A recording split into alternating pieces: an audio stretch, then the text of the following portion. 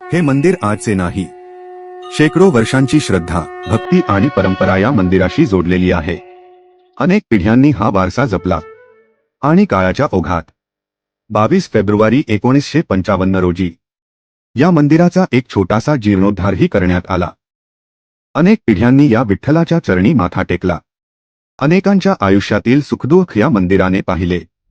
असंख्य भक्तांच्या श्रद्धेचा साक्षीदार असलेलं हे मंदिर आज काळाच्या ओघात जीर्ण अवस्थेत आहे. 1955 मध्ये जीर्णोद्धार झाला, पण काळ थांबला नाही.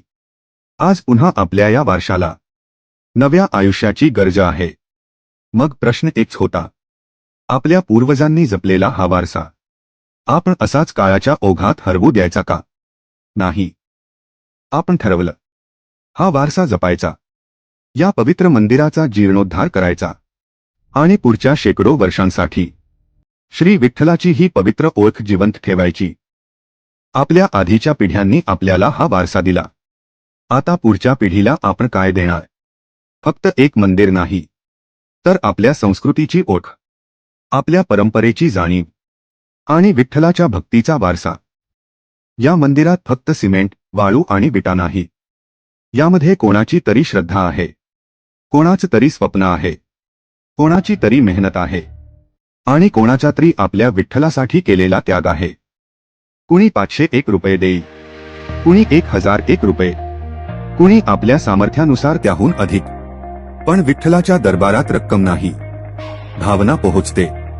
देणगी छोटी असू शकते, पण तिच्यामागची भावना कधीच छोटी नसते.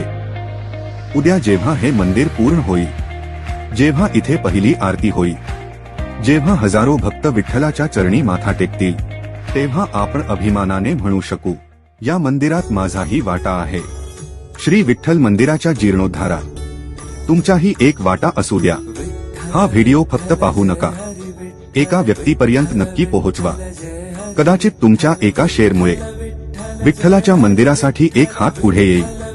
शेकडो वर्षांचा वारसा आपल्या हातून पुन्हा उजळू देऊया. जय हरी विठ्ठल.